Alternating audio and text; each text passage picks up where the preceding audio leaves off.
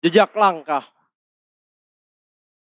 tragedi kemanusiaan yang belum tuntas adalah kanker yang kelak akan menggerogoti negara di kemudian hari. Tragedi Mei 1998 adalah salah satu peristiwa kelam bangsa Indonesia yang belum tuntas, baik dalam penyelesaian hukum maupun hak-hak yang didapat oleh keluarga korban.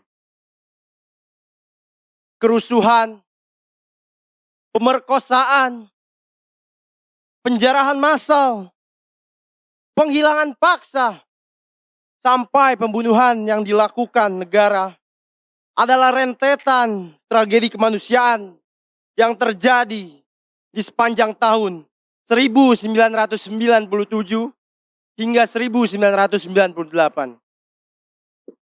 Apabila ditelaah lebih dalam, krisis finansial Asia merupakan awal dari semuanya. Di mana krisis ini merupakan krisis finansial yang dimulai pada tahun 1997 di Thailand dan mempengaruhi mata uang, bursa saham, dan harga aset di beberapa negara. Di Indonesia, krisis ini disebut krisis moneter. Pada waktu itu, Asia menarik hampir setengah dari modal di beberapa negara berkembang. Selain itu, juga adanya kejadian di mana investor barat kehilangan kepercayaan dalam keamanan di Asia Timur dan memulai menarik uangnya. Selain adanya krisis moneter tersebut, tragedi Trisakti merupakan tragedi lain yang terjadi di bulan Mei 1998. Tragedi ini dilatar belakangi oleh dituntutnya Presiden Soeharto untuk turun dari jabatannya.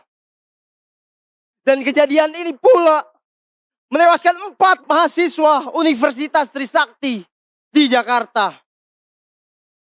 Kerusuhan ini yang menjadi penyebab orang-orang Tionghoa cenderung meninggalkan tanah air dan pergi ke luar negeri. Hingga muncullah isu mengenai terjadinya pemerkosaan secara massal kepada keturunan Tionghoa tersebut.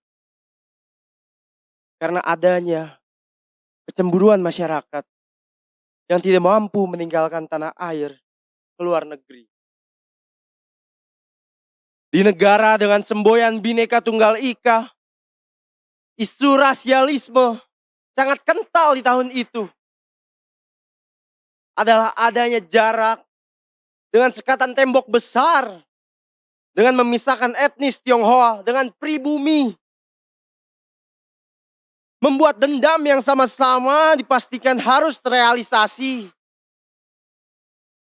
Hingga sama-sama kita ratapi bahwa ini adalah salah satu konflik horizontal yang paling kelam di Indonesia. Mengingat sejarah merupakan pelajaran yang berharga bagi kita semua. Sejarah seharusnya mampu menjadi pedoman untuk kita agar lebih baik lagi. Dari sejarah kita belajar apa itu arti kesalahan. Dari sejarah juga kita dapat mengetahui bagaimana hikmah untuk mendapatkan hal berharga seperti hal pelajaran. Sejarah baik berupa sejarah yang meninggalkan kenangan bagus maupun kelam. Memberikan kita rasa agar kejadian kelam tidak terulangi lagi.